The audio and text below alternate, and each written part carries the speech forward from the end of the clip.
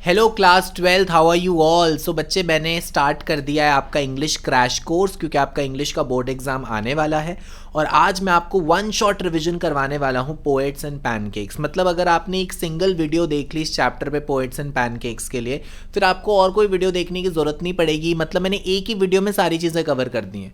Summary बहुत detail में बताई है, थीम, मॉरल, हर एक कैरेक्टर का एनालिसिस, सब चीज़ें आपको इसी वीडियो में मैं आपको समझाने वाला हूँ और मोस्ट इंपॉर्टेंट क्वेश्चंस करवा दूंगा। आपके बुक वाले क्वेश्चंस भी और प्रीवियस ईयर क्वेश्चंस भी, ऐसे क्वेश्चंस जो पोएट एंड पैनकेक से सबसे ज़्यादा पूछे गए हैं। सो एक सिंगल वीडियो में मैं आज आपका पूरा पोएट्स एंड पैनकेक्स जो है वो कवर कर लूँगा। अगर आपको बाकी टॉपिक्स पढ़ने हैं तो मेरे लास्ट ईयर की वीडियोस देख लेना। लास्ट ईयर की प्लेलिस्ट मैंने डिस्क्रिप्शन बॉक्स में डाल दी हैं। Reading section, writing section, literature सब कुछ कवर किया हुआ है। और जैसे जैसे मैं क्रैश कोर्स में वीडियोस बनाता जा रहा हूँ तो क्रैश कोर्स की प्लेलिस्ट का भी लिंक मैंने डिस्क्रिप्शन बॉक्स में डाल दिया, तो डिस्क्रिप्शन बॉक्स एक बार ज़रूर चेक कर लेना। और अगर आप मेरे साथ सोशल मीडिया पर कनेक्ट होना चाहते हैं कि जैसे आपको इस लेक्चर के नोट्स चाहिए या आपको कोई डाउट आता है इंग्लिश में, तो आप मेरे को कॉन्टैक्ट करिए मेरे टेलीग्राम पर, इंस्टाग्राम पर या ईमेल आईडी पर। इन सब के लिंक्स भी डिस्क्रिप्शन बॉक्स में गिवन है। चलिए तो स्टार्ट करते हैं। Let us start with this chapter poets and pancakes. सबसे पहले मैं आपको डिटेल्ड समरीज की बताने वाला हूं, है ना। तो इंट्रोडक्शन पढ़ते हैं। The lesson is based on the most renowned क्या होता है? सबसे फेमस, है ना, मशहूर, है ना। रिनोन्ड का मतलब है बहुत ही मशहूर फिल्म स्टूडियो। ठीक है, किसके बारे में है ये चैप्टर? सबसे मशहूर फिल्म स्टूडियो के बारे में चैप्टर है जिसका नाम था जेमिनो स्टूडियोज, है ना, जेमिनी स्टूडियो, सॉरी, जिसका नाम क्या था बच्चे? Gemini studio. और ये कहाँ पे था? मद्रास में, जिसको आज हम चेन्नई कहते हैं। It was founded by the brilliant and talented. किसने फाउंड किया था? किसने स्टार्ट किया था जेमिनी स्टूडियो? एस वसन ने। ठीक है, नाम याद कर लो, किसने जेमिनी स्टूडियो स्टार्ट किया था? एस वसन ने, who was India's most talented and influential film maker. S वसन इंडिया के बहुत ही ज्यादा टैलेंटेड और इन्फ्लुएंशियल फिल्म मेकर है। इन्फ्लुएंशियल का मतलब जिससे बाकी लोग प्रभावित होते थे। The studio had a staff of more than 600 people. तो ये आपको याद रखना है कि कितने लोगों का स्टाफ था जेमिनी स्टूडियो में। मिनिमम 600 लोग थे वहां पर। And all were involve in making Tamil movies. और कौन सी मूवीज बनती थी? तमिल मूवीज बनती थी and other south Indian movies वहां पर बनती थी। अच्छा, अभी पैनकेक क्यों कहा गया है? वाई पैनकेक का क्या मतलब है? So pancake was used as makeup material. पहले ना मेकअप मटेरियल होता था, ये मेकअप ही की एक आइटम है। ठीक है, by the studio for the heroines. Heroines के लिए, एक्ट्रेसेस के लिए पैनकेक यूज किए जाते थे। पैनकेक इज योर मेकअप का मटेरियल। ठीक है, चलो जी, सबसे पहले अब ऑथर के बारे में पढ़ेंगे। This is also very important. इस चैप्टर के ऑथर के बारे में पढ़ लेते हैं। Poet and pancakes were written by a very famous Tamil writer. बहुत ही ज्यादा फेमस हमारे तमिल राइटर है जिन्होंने साहित्य अकेडमी अवार्ड भी जीता है। ये जितने भी फेमस पोएट्स होते थे, ऑथर्स होते हैं, उनको ये वाला अवार्ड मिलता है, national award from the president of the country, that is Sahitya Akademi award. इनको भी मिला है। He wrote in both English as well as Tamil. दोनों लैंग्वेजेस में लिखते हैं, इंग्लिश लैंग्वेज में भी, तमिल लैंग्वेज में भी। He worked in the Gemini studios in his early years of life. तो स्टार्टिंग में ये जेमिनो स्टूडियोज में खुद काम करते थे। ठीक है, ये खुद जेमिनी स्टूडियोज में काम करते थे स्टार्टिंग में।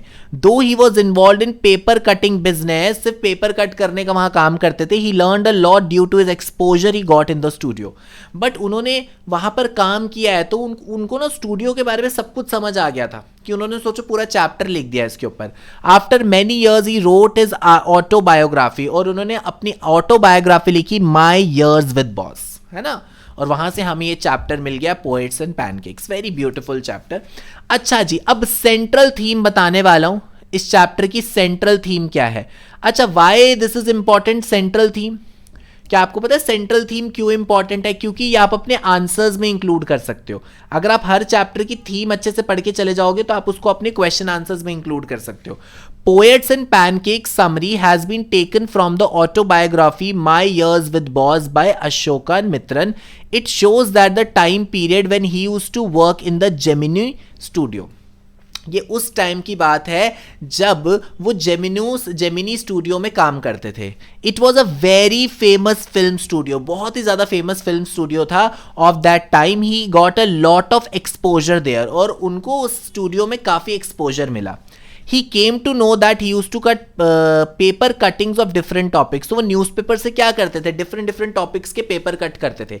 इनका काम क्या था हमारे राइटर का, ये जेमिनी स्टूडियोज में जब काम करते थे इनका यही काम था कि न्यूज़पेपर से उनको क्लिपिंग्स कट करनी है. दो this lesson we got to know about through this lesson we got to know about the working of the Indian film industry.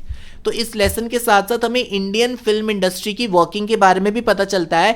He also wrote about the makeup department, है ना. Since pancake आपका makeup material है तो आप देखोगे इसमें makeup department के बारे में भी पता चलता है. And we came to know that pancake was the makeup material use in the industry. तो उस टाइम पर जिस तरह का मेकअप मटीरियल यूज होता था उसको पैनकेक्स कहते हैं. ठीक है, चलो जी, अब करना है करेक्टर एनालिसिस. देखो ये अलग से मैं आपको बता रहा हूं, हर एक कैरेक्टर के बारे में पढ़ के चले जाना. किसी का भी कैरेक्टर स्केच आता है तो आप लिख पाओगे. पहले अशोकन मित्रा का जो है हम कैरेक्टर स्केच करने वाले हैं. He is the author of this lesson. Ashoka Mitra कौन है, इस चैप्टर के हमारे ऑथर हैं. And use to work as an employ of Gemini studio, और इस जेमिनी स्टूडियो में एक एम्प्लॉय की तरह काम करते थे. और इनका काम क्या था, his job was to cut newspaper clippings on different topics. तो इनका काम था कि डिफरेंट डिफरेंट टॉपिक्स पे इनको न्यूज़पेपर की क्लिपिंग कट करनी होती थी and make a file on it. और फाइनली वो उस पर एक फाइल बनाते थे. The other members of his staff looked down upon his work and felt superior to him always. बाकियों को लगता था कि यार ये तो बहुत ही छोटा काम करता है, इसका काम इतना इंपॉर्टेंट होना है, तो ये तो क्या करता है, बस न्यूज़पेपर से इंपॉर्टेंट टॉपिक्स की क्लिपिंग्स ही काटता है. तो वो अपने आप को हमेशा सुपीरियर समझते थे. जो बाकी मेंबर्स थे वो अपने आप को हमेशा इनसे सुपीरियर समझते थे. सेकंड आ गया the office boy. Office boy पे भी क्वेश्चन पूछा गया है तो ऑफिस बॉय के बारे में आप पढ़ लेना. He was not really a young boy, ये इतना कोई छोटा नहीं था, but a grown up man. ये प्रॉपर एक ग्रोन अप मैन था of 40 years old. But office boy क्यों बोलते हैं, जो छोटे मोटे काम करता है किसी ऑफिस, उसका नाम ऑफिस बॉय डाल दिया जाता है. बट इसका ये मतलब नहीं है कि वो सच में एक छोटा सा लड़का था. वो 40 years old grown up man था and was given the duty of crowd makeup. अब देखो, एक मेकअप करना होता है मेन एक्टर का, एक्ट्रेस का. अब कुछ मेकअप ऐसा होता है जो साइड कैरेक्टर्स का होता है, और फिर कुछ मेकअप ऐसा होता है जो क्राउड में, है ना, जैसे पीछे भीड़ में लोग खड़े हुए दिखा रहे हैं मूवी में, उनका मेकअप करना होता है. तो इसका काम था क्राउड का मेकअप करना. His job was an easy one, still he feels he was an expert and skilled makeup artist. इसने कभी भी किसी बड़ी एक्ट्रेस का मेकअप नहीं किया, किसी मेन कैरेक्टर का, साइड कैरेक्टर का मेकअप नहीं किया, हमेशा इसने क्राउड का ही मेकअप किया.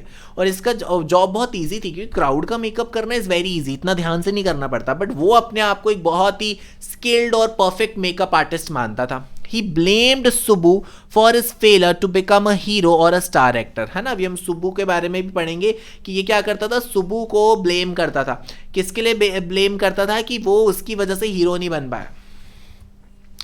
अब हम बात करेंगे जिसके बारे में मैंने बोला था, अभी हम पढ़ेंगे कोट मंगलम सुब्बू, है ना, कोठा मंगलम सुब्बू के बारे में हम पढ़ने वाले हैं. He was considered number 2 at the studio. अभी मैं आपको प्रीवियस ईयर क्वेश्चन भी बताऊंगा. ये वाला क्वेश्चन सीबीएसई बोर्ड ने पूछा हुआ है कि जेमिनी स्टूडियो में इनको नंबर 2 क्यों कहा जाता था.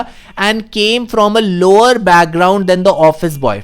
ऑफिस बॉय से भी लोअर मिडिल क्लास फैमिली से बिलोंग करता था. बट बीइंग अ ब्राह्मण, पहले कास्ट सिस्टम काफी होता था ना, लोग कास्ट को बहुत फॉलो करते थे, बट वो एक ब्राह्मण था. He was given more importance than the office boy. Since उसकी कास्ट की वजह से, हाई कास्ट की वजह से, उसको ऑफिस बॉय से ज्यादा इंपॉर्टेंस मिलती थी. He always looks cheerful as a lark and was loyal towards Vasan, always being at service for him. ठीक है, वसन के लिए ये हमेशा बहुत ही ज्यादा लॉयल था, वफादार था. He was extremely creative and used his talent to his own advantage and to make his position strong in the studio. है ना, तो काफी ज्यादा क्रिएटिव था. तो ये जो इसका टैलेंट था ना, उसकी वजह से उसने जेमिनी स्टूडियो में अपनी एक पोजीशन होल्ड करके रखी हुई थी. कोई भी टैलेंटेड इंसान होता है तो वो ज्यादा देर तक टिकता है किसी भी ऑर्गेनाइजेशन में. ही वॉज टैलेंटेड पोएट, बहुत ही टैलेंटेड पोएट था. And sometimes perform better than the lead actors, और कभी कभी लीड एक्टर्स से ज्यादा अच्छा परफॉर्म कर लेता था. He used to write poems in Tamil, और वो तमिल में पोएम्स लिखता था. And so he had made some enemies also in the studio. Obviously होता है ना, कोई बहुत अच्छा काम कर रहा होता है तो इंडस्ट्री में जनरली क्या होता है, बाकी लोग उससे जलने लगते हैं. तो सुबह से ना बाकी लोग जलने लगे थे. ही वॉज अ ब्रिलियंट पोएट. ये बहुत अच्छा पोएट था, बहुत अच्छा एक्टर था, and contributed a lot in the studio. और इसने स्टूडियो में बहुत ज़्यादा अपना कॉन्ट्रीब्यूशन दिखाया है. Next, legal adviser. अब हम पढ़ने वाले लीगल एडवाइजर के बारे में. He was a lawyer in the story department of Gemini studio, है ना. तो जेमिनी स्टूडियो के डिफरेंट डिफरेंट डिपार्टमेंट्स थे. एक स्टोरी डिपार्टमेंट भी था, वहां का ये लॉयर था, है ना, वकील जो होता है. He wore pants and tie and sometimes an oversize coat unlike everyone in the department, है ना. बाकियों से ये थोड़ा सा अलग तरीके से तैयार होकर आता था. ये पैंट्स पहनता था, एक टाई पहनता था और साथ में कभी कभी ओवरसाइज्ड कोट भी पहनता था. He possesses cold and lame logic. बड़ा अजीब सा लॉजिक देता था ये चीज़ों का. He destroyed the career of many actresses by his unrealistic behaviour, है ना. और अनरियलिस्टिक बिहेवियर की वजह से इसने काफी एक्ट्रेसेस का करियर भी खराब किया था. ठीक है, तो लीगल एडवाइजर के बारे में आपको कुछ नेगेटिव पॉइंट्स यहाँ पे देखने के लिए मिल रहे हैं. Stephen Spender. अब हम पढ़ने वाले हैं नेक्स्ट कैरेक्टर के बारे में, वो है Stephen Spender. He was an English poet. वो एक इंग्लिश पोएट था, एक एडिटर था, and one time communist who gave speech about communism, है ना. कम्युनिज्म होता है ना एक पर्टिकुलर चीज को फॉलो करना. चाहे आप एक पर्टिकुलर कम्युनिटी को, रिलीजन को फॉलो कर रहे हो तो आप कम्युनिस्ट कहलाते हो. तो कम्युनिज्म पर ये काफ़ी ज़्यादा स्पीच देता रहता था. He gave a long lecture of communism and also explain his tough times and wishes to establish it here. वो कम्युनिज्म यहाँ पे भी एस्टैब्लिश करना चाहता था जेमिनी स्टूडियो में. Later on people could know about the reason he gave. Ashoka Mitra later on came to know that he was the editor of British periodical Encounter. ठीक है, तो ब्रिटिश की एक मैगजीन थी जिसको हम एनकाउंटर कहते हैं, ये वहां का एडिटर था पहले. ठीक है, he recognise the connection between him and owner of the studio S Vasan. चलिए जी, ये तो मैंने आपको कुछ इंपॉर्टेंट कैरेक्टर्स के बारे में बता दिया. तो ये आप 5 कैरेक्टर्स के बारे में याद करके चले जाना, थीम पढ़ के चले जाना. अब हम थोड़ा सा पूरा डिटेल में इसकी स्टोरी पढ़ लेते हैं इस चैप्टर की, है ना. इस चैप्टर की जो भी स्टोरी है वो डिटेल में कर लेते हैं. Pancakes were made used as makeup material in the studio by many famous actresses and studio buys in a very good amount, है ना. अब जो पैनकेक्स थे वो एक तरह का मेकअप मटेरियल था, ये आपको याद रखना है. पैनकेक एक तरह का मेकअप मटेरियल था जो स्टूडियो में यूज होता था. और ये कौन यूज करती थी, बहुत फेमस एक्ट्रेसेस यूज करती थी. और स्टूडियो इनको काफी हाई अमाउंट में खरीदता था. ठीक है. He humorously told us these pancakes turn decent looking characters into monsters, है ना. कि कभी कभी होता है ना, ज़्यादा मेकअप करने से इंसान बहुत अजीब दिखने लगता है. तो वो ना बहुत मजाक बनाता था. ठीक है, बहुत ज़्यादा मजाक बनाते हैं हमारे यहाँ पे नरेटर. वो कहते हैं कि यार ये जब भी ये मेकअप कर लेते थे ना, कोई भी अगर ये पैनकेक लगा ले तो वो एकदम मॉन्स्टर जैसा दिखने लगता है. The cameras and studio lights require that the artist should look अगली. कहते हैं ये कैमरा और स्टूडियो लाइट और मेकअप ये लगा के तो आर्टिस्ट पहले से और अगली दिखने लगता है ना. ऐसे थोड़ा सा हंसी मजाक करता था. And in turn all players were made to look ugly, कि जिसको तुम मेकअप लगा दो वो अगली लगने लगता है.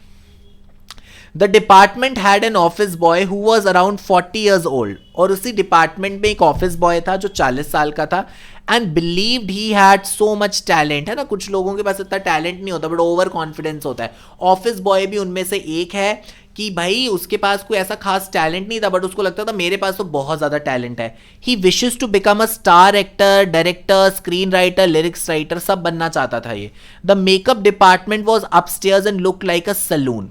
जो मेकअप डिपार्टमेंट था वो अपस्टेयर्स था. अपस्टेयर्स मतलब ऊपर वाले फ्लोर में था और वो एक सलून की तरह था, जैसे बाल कटवाने वाली शॉप होती है, सलून की तरह था. So anyone who comes there in the scorching heat and light get themselves ready feels they were in hell. तो मेकअप रूम में इतनी गर्मी होती थी क्योंकि पहले जो लाइट्स यूज होती थी ना उससे बहुत हीट रेडिएट होती थी. पुराने जमाने का समय है ना, तब ये फ्लोरोसेंट ट्यूब्स ये सब नहीं आई थी, है ना. वो बड़े बड़े बल्ब्स होते थे जो बिल्कुल चेहरे पर फोकस करते तो मेकअप किया जाता था. तो गर्मी में बहुत ज़्यादा मुश्किल हो जाता था क्योंकि वो जो लाइट है वो बहुत ज़्यादा हीट एमिट करती थी. तो वहाँ पे मेकअप रूम में रुकना वॉज वेरी डिफिकल्ट. तो एक्ट्रेसेस बहुत ज़्यादा स्ट्रगल करती थी मेकअप करवाते वक्त due to so much of heat. The department also stood for national integrity. और काफ़ी नेशनल इंटीग्रिटी देखी गई है. डिफरेंट रीजन्स के डिफरेंट रिलीजन्स के लोगों ने यहाँ पर काम किया है. As its initial day it was headed by Bengali. Starting में इस डिपार्टमेंट को, ठीक है, मेकअप डिपार्टमेंट को कौन हेड करता था? बंगाली, देन बाय महाराष्ट्रियन, और उसके बाद इस डिपार्टमेंट को हेड किया है महाराष्ट्रियन ने, assisted by many people all around the world, और डिफरेंट डिफरेंट वर्ल्ड के लोगों ने ये सबकी हेल्प करी है, मतलब काम किया हुआ है यहाँ पर। The author's job was looked down upon bye everyone in the department. ये वाला क्वेश्चन भी आया है, ये वाला क्वेश्चन भी सीबीएसई ने प्रीवियस ईयर क्वेश्चन में पूछा है, अभी मैं आगे आपको समझाऊंगा कि ऑथर के काम को हमेशा क्या माना जाता था, बहुत ही कम माना जाता था बाकियों से, क्योंकि वो न्यूज़पेपर की क्लिपिंग्स कट करते थे, as he was always seen tearing newspaper. Even वो भी इंपॉर्टेंट काम है, मेहनत का काम है, लगता था अरे ये तो बस न्यूज़पेपर फाड़ता रहता है बस, है ना, तो इसका तो कुछ काम इंपॉर्टेंट ही नहीं है, ऐसा वो समझते थे। Everyone comes to please him and even the office boy comes to recite his poems, but all goes in vain in front of Subbu. तो क्या होता था? Everyone comes to please him, है ना, हर कोई उनको प्लीज करने आता था, and even the office boy comes to recite his poems. अब क्या होता था? किसी के पास भी कोई काम नहीं होता था, वो ऑथर के पास चले जाते थे, उनको लगता था ये तो वेला ही है, ये तो न्यूज़पेपर कट कर है तो फ्री है, तो किसी को कुछ भी बात करनी होती थी उसके पास चले जाते थे, ठीक है। अब देखो, the office boy got vexed by this and certainly he had green eyes towards Subbu. अब यहाँ पे क्या था? जो ऑफिस बॉय था ये सुबू से बहुत ज़्यादा जेलस फील करता था। Subbu was very close to the boss, और इसका रीज़न ये था कि सुबू अपने बॉस से, उनका जो बॉस था उससे बड़ा क्लोज था, and whenever he faced any difficulty in presenting the scene, Subbu was there with prompt ideas to present. तो बॉस को सुबू इसलिए इतना पसंद था क्योंकि जब भी बॉस फंस जाता था कोई भी सीन प्रेजेंट करने में, उनको समझ नहीं आता था ये सीन कैसे शूट करें, तो वहां पर सुबू बहुत अच्छे आइडियाज दे देता था। He was good at writing poems and could write in high order at suppressed his talent and wrote in simple Tamil. तो बहुत ही ज़्यादा जो है अच्छी पोएम्स भी लिखता था सुबू, तो ऑफिस बॉय काफ़ी ज़्यादा जलता था सुबू से। He has written novels also in which he recreated the mood of devadasis to make them lifelike things, है ना। तो देवदासीज, ठीक है, ये कम्युनिटी होती है, devadasis is like a community. तो बेसिकली उन्होंने एक ऐसी नॉवल लिखी, ठीक है, जिसमें उनका देवदासीज का जो मूड है वो और रिक्रिएट किया, है ना, और उनको ऐसे दिखाया जैसे लाइफ लाइक ऑलवेज, क्योंकि देवदासीज हमेशा सैड दिखाई जाती थी, बट यहाँ पर इन्होंने उसको रिक्रिएट करके थोड़ा सा देवदासीज ऐसे दिखाई जैसे वो अपनी लाइफ जी रही हैं। He was also an excellent actor and sometimes performed better than the lead actor. कभी भी इसने लीड में काम नहीं किया, हमेशा साइड कैरेक्टर की तरह काम किया, बट कभी इतना अच्छा एक्टर था कि लीड एक्टर से भी अच्छा परफॉर्म कर लेता था। But he played subordinate roles only, होते हैं ना साइड कैरेक्टर वाले रोल, ये वही निभाता था। He loved all his relatives who come and live with him and never give a shit to money. इसको पैसे से कोई मतलब ही नहीं था, है ना, कभी पैसे पे ध्यान नहीं देता था, और उसको बहुत अच्छा लगता था जितने भी रिलेटिव्स उसके पास आके ठहरते थे। Subbu was a member of the story department. Subbu कौन से डिपार्टमेंट का मेंबर था? स्टोरी डिपार्टमेंट का। इन the studio but always seen with the boss, but generally वो बॉस के साथ साथ ही रहता था, बॉस का काफी फेवरेट था। Besides there was a legal adviser also in the studio who was known for his cold behaviour and illogical facts. अभी हमने उसका कैरेक्टर स्केच भी पढ़ा था कि स्टूडियो में एक लीगल एडवाइजर भी था, कोई भी लीगल इश्यूज होते थे तो वो उसकी एडवाइस देता था, बट वो काफ़ी कोल्ड बिहेवियर रखता था और बहुत ही इलॉजिकल फैक्ट्स देता था। Once he also destroyed the career of a talented actress, और एक बार उसने एक टैलेंटेड एक्ट्रेस का करियर भी खराब कर दिया था। One day an actress show tantrums on the set and spoke against the producer. तो एक बार की बात है कि एक्ट्रेस ने थोड़े से नखरे दिखाए, टैंट्रम दिखाए सेट्स पर, और डायरेक्टर प्रोड्यूसर के खिलाफ बोला। The legal adviser cunningly recorded her voice, और लीगल एडवाइजर ने क्या किया, चुपके से उसकी वॉइस रिकॉर्ड कर ली and played in between the shooting. कितना चलाक था, शूटिंग चल रही है, शूटिंग के बीच में उसकी वॉइस रिकॉर्ड करके प्ले कर दी। She was shock to hear her own voice and never return on the sets, और वो शॉक हो गई अपनी आवाज़ सुन के, कितनी एम्बैरेस हो गई, है ना। सोचो आपकी आवाज़ कोई रिकॉर्ड कर रहा है जब आप गुस्से में, और वो सबके सामने प्ले कर दे, और वो कभी भी उसके पास सेट पे नहीं है, और उसका करियर खराब हो गया। The Gemini Studio hosted the two most influential plays and they become a huge success later on.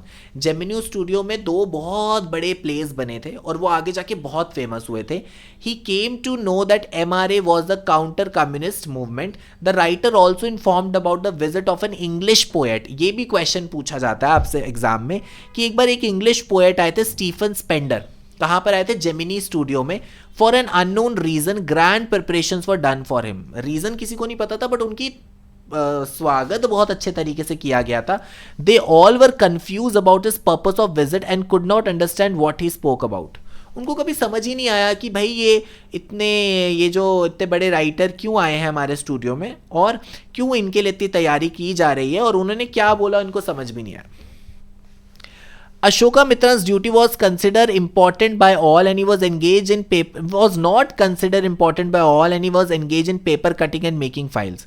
तो मैंने आपको ऑलरेडी बता दिया, जो हमारे ऑथर थे अशोकामित्रा, वो पूरे टाइम क्या करते थे? न्यूज़पेपर की क्लिपिंग्स कट करते रहते थे, जिससे लोगों को लगता था जेमिनी स्टूडियो में इसका तो काम इंपॉर्टेंट ही नहीं है। Everybody wanted to give some task to him and he also remains at back in call. किसी को भी कोई भी काम होता था उसी को दे देते थे कि ये तो कर ही देगा, और कोई भी बोर हो रहा है उसके पास जाके बैठ जाते थे, बातें करने लगते थे। The author soon looked at a notice in the Hindu, a story which has been organised by British periodical the Encounter. He came to know that editor of journal was none other than the Stephen Spender. तो एक बार एक हिंदू जो newspaper होता है उसमें उन्होंने एक notice देखा, और उनको पता चला जो स्टीफन स्पेंडर इनके स्टूडियो में आए थे वो बेसिकली कौन थे? वो ब्रिटिश की जो मैगजीन है द एनकाउंटर, या न्यूज़पेपर बोलो, मैगजीन बोलो, जो द एनकाउंटर नाम से छपती थी, वो उसके एडिटर थे। ठीक है, तो अब पता चल रहा है कि इतना स्वागत उनका क्यों किया गया था। After that he came to know about a book title the God that failed. It contains 6 essays about the failed communism and out of them one was written by Stephen Spender. फिर उनको Stephen Spender के बारे में और पता चला, उनको एक बुक के बारे में पता चला जिसका नाम था द गॉड दैट फेल्ड। उसमें 6 एसेज थे कम्युनिज्म के बारे में, और उसमें से एक स्टीफन स्पेंडर ने लिखा था। The mystery was solved and the purpose too. अब समझ आया इतनी स्वागत स्टीफन स्पेंडर की क्यों हो रही थी।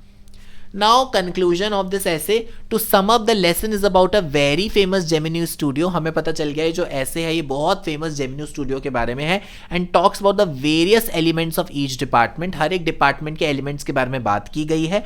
From pancakes he meant the makeup material used in heavy amounts by the actresses. तो पैनकेक से हमें पता चलता है वो मेकअप मटेरियल जो बहुत ही ज़्यादा अमाउंट में यूज़ होता था एक्ट्रेसेस के through. The lesson is an extract from the book. ये लेसन कौन सी बुक से लिया गया है? माई ईयर्स विद द बॉस। ठीक है, चलो अब पहले मैं आपको टेक्स्ट बुक के क्वेश्चंस करवा देता हूं, फिर हम PYQs कर लेंगे। ठीक है, देखो पहला question, what does the writer mean by the fiery mystery of those subject to makeup. कि भाई जो लोग मेकअप करने बैठते थे उनको एक तरह से आग में जलना पड़ता था, इससे उनका कहने का मतलब क्या है ना? अभी मैंने आपको समझाया था। The writer meant by this phrase that actresses had to face a lot while using makeup products and get ready for the movies, as half a dozen light bulbs surround them all and the scorching heat of the bulbs burned them like hell। क्योंकि जब ये actresses makeup कराने बैठती थी तो उनके are पार बहुत बड़े बड़े लाइट बल्ब जला दिए जाते थे मेकअप करने के लिए, और उससे इतनी हीट आती थी कि ऐसा लगता था जैसे जल ही गए हैं।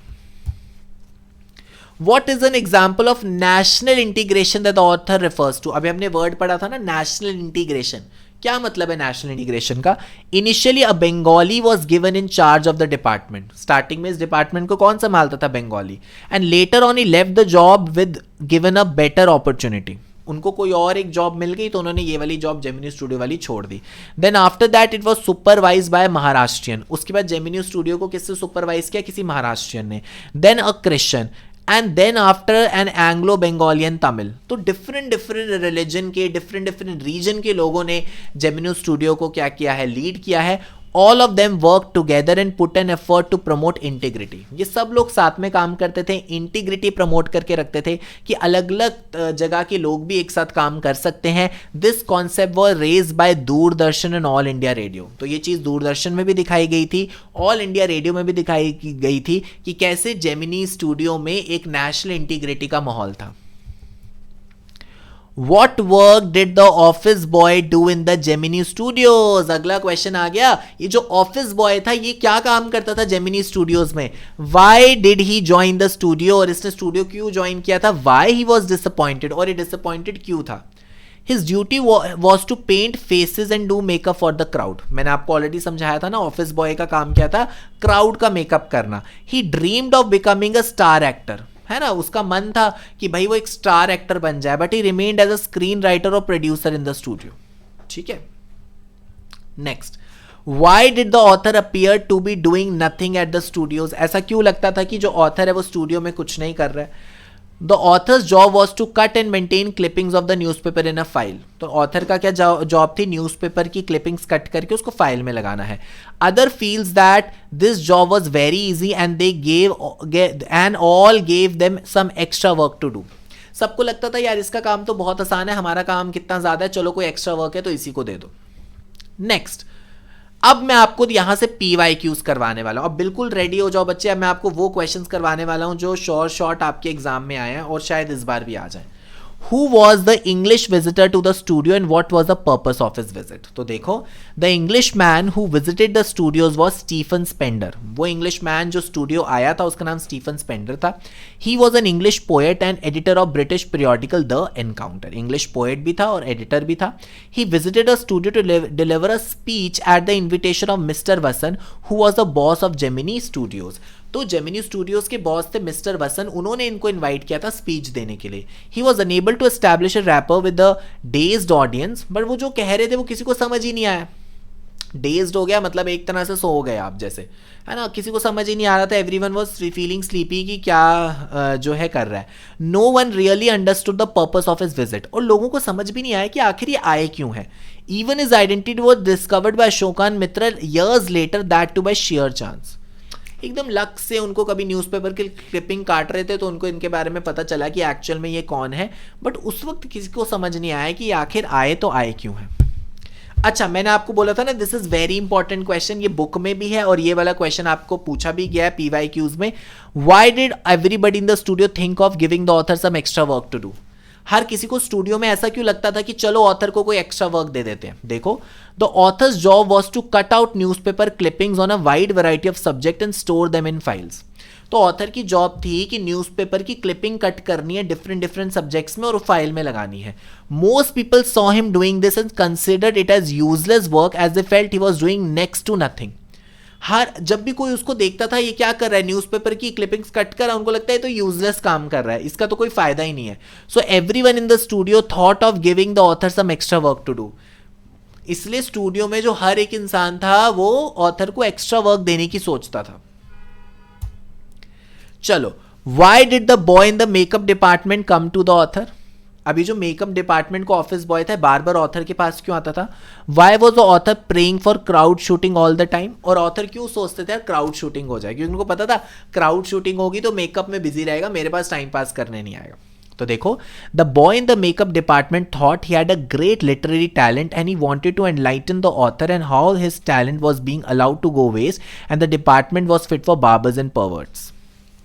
तो उनको लगता था, तो बॉय को क्या लगता था कि भाई उसके पास तो बहुत ही अच्छा टैलेंट है ना, और वो ऑथर को बताना चाहता था कि देखो मेरे अंदर कितना टैलेंट और मेरा कैसे यहाँ पे टैलेंट वेस्ट हो रहा है. ये तो डिपार्टमेंट बार्बर्स के लिए है, बार्बर्स मतलब जो बाल काटते हैं, पर्वर्ट्स के लिए है. पर्वर्ट्स कौन होते हैं, है ना, पर्वर्ट्स होते हैं who do not have good intentions, है ना, जिनके अच्छी इंटेंशंस नहीं होते हैं ना, नेगेटिव सेंस में थोड़ा, ठीक है. तो वो कहते हैं ये वाला जो डिपार्टमेंट है तो ऐसे बार्बर्स और पर्वर्ट्स के बारे में है. The author was very eager to avoid his epical narrations, but author बहुत कोशिश करता था कि भाई मैं इसकी फालतू बातें ना सुनूं. So he prayed for crowd shooting all the time to keep the boy busy. वो सोचता था काश क्राउड वाला सीन हो, क्राउड शूटिंग हो, जिससे कि अपने मेकअप में बिजी रहे, भाई मेरे पास टाइम पास करने ना आए और अपनी कहानियां मुझे ना सुनाए.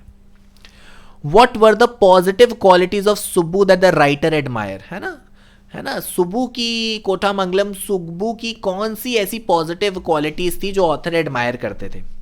The writer admired Subbu as he was multifaceted genius, है ना, मल्टी फेसेटेड का मतलब होता है जिसके जो डिफरेंट टैलेंट्स होते हैं, ठीक है.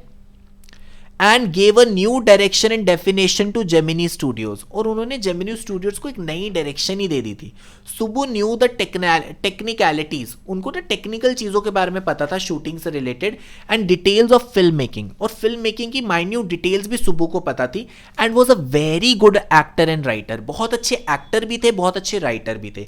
ही वॉज सिविल, काफ़ी ज़्यादा सिविल थे, काम थे, फ्रेंडली थे, and completely devoted to his boss Mister Vasan. Boss को बहुत डिवोटेड थे, बॉस की बहुत मदद करते थे. Very important PYQ। देखो ये वाले क्वेश्चन इतने इंपॉर्टेंट है, कोई ना कोई पक्का देखना बोर्ड एग्जाम में आएगा। Why was Subbu considered number 2 at Gemini studios? Subbu को जेमिनी स्टूडियोज में नंबर 2 क्यों कंसिडर किया जाता था? देखो, Subbu was go getter and made a position for himself in the studio by pushing his way to front foot with flattery. Flattery होता है जैसे किसी को होता है ना चापलूसी करना और थोड़ा सा जैसे बॉस के आगे पीछे घूमना, तो उसने अपनी पोजीशन यही सब चीजें करके और अपने टैलेंट की वजह से ऑफ कोर्स बनाई। Mister Vasan was a boss at Gemini studio, Subbu his right hand man. होता है ना आपका जो मेन हेल्पर होता है, तो वैसे सुब्बू मिस्टर वसन का राइट हैंड था। Became number 2 at Gemini studio. Number 2 का मतलब है भाई अब मिस्टर वसन के बाद अगर कोई पावर में है तो वो सुब्बू है। Subbu used his entire creativity to his boss advantage. वो अपनी पूरी क्रिएटिविटी लगा देता था अपनी बॉस की मदद करने में। He was multifaceted genius and if a producer was not satisfied, Subbu would come up with 14 alternatives. अब मान लो प्रोड्यूसर इस सीन से सेटिस्फाइड नहीं है, तो सुब्बू एक तरह से मान लो 14 मतलब बहुत सारे डिफरेंट ऑप्शंस दे देगा, चलो ऐसा कर लेते हैं, चलो ऐसा कर देते हैं, तो लोग काफी इंप्रेस हो जाते थे। With Subbu around film making become a share pleasure. बहुत ही अच्छा प्लेजर और मतलब फिल्म मेकिंग देखने का, फिल्म मेकिंग का हिस्सा बनने का मजा आता था अगर सुब्बू आसपास हो। Moreover Subbu gave direction and definition to Gemini Studio during its golden years. तो जेमिनी स्टूडियोज को एक बहुत अच्छी डायरेक्शन दी थी सुब्बू ने उन गोल्डन ईयर्स में। सो स्टूडेंट्स, मैंने आपका देखो पूरा पोएट्स एंड पैनकेक्स करवा दिया। ट्रस्ट मी, ये सारे क्वेश्चंस इंपॉर्टेंट है। टेक्स्ट बुक वाले क्वेश्चंस भी करा दिए, प्रीवियस ईयर क्वेश्चंस भी करा दिए। इसको अच्छे से पढ़ लो, डिटेल्ड समरी एक बार पढ़ लेना, हर कैरेक्टर के बारे में पढ़ लेना, थीम मैंने बता दी। तो इसी तरीके से आप मेरी वीडियोस देखते रहो। मैं वन शॉट रिवीजन में हर एक टॉपिक डिटेल में करा दूंगा। डेली वीडियोस मिलने वाली हैं, अब जब तक इंग्लिश एग्जाम नहीं आता डेली वीडियोस उस चैनल पे आने वाली हैं। बस अपने 20-25 मिनट लगा के 30 मिनट लगा के मेरी वीडियो देख लिया करो और फिर मेरे PDF से या यहीं से वीडियो से आप पॉज कर करके आप क्या कर सकते हो, अपना रिवाइज कर सकते हो। ठीक है, PDF चाहिए तो मुझे सोशल मीडिया पे कांटेक्ट कर लो, मैं आपको वहाँ पे PDF भेज दूंगा इसकी। ठीक है, तो अगर आप पहली बार मेरे चैनल पे आए तो इस चैनल को सब्सक्राइब ज़रूर करना और बेल आइकन ज़रूर प्रेस करना। और अगर आपको मेरा पढ़ाया हुआ अच्छा लगा तो उसको, इस वीडियो को लाइक कर देना। कोई डाउट आ रहा है पोएट्स एंड पैनकेक से तो मुझे ज़रूर कमेंट सेक्शन में लिख के बता देना। और अगर अभी तक आपने इस चैनल को सब्सक्राइब नहीं किया तो please subscribe this channel easy learning with Himal. So good luck for a board exam. English crash course में हम सारी चीज़ें कर लेंगे। पिछले साल में भी मैंने सारा सिलेबस कवर किया, लिंक्स डिस्क्रिप्शन बॉक्स में है। ठीक है, bye bye everyone, take care.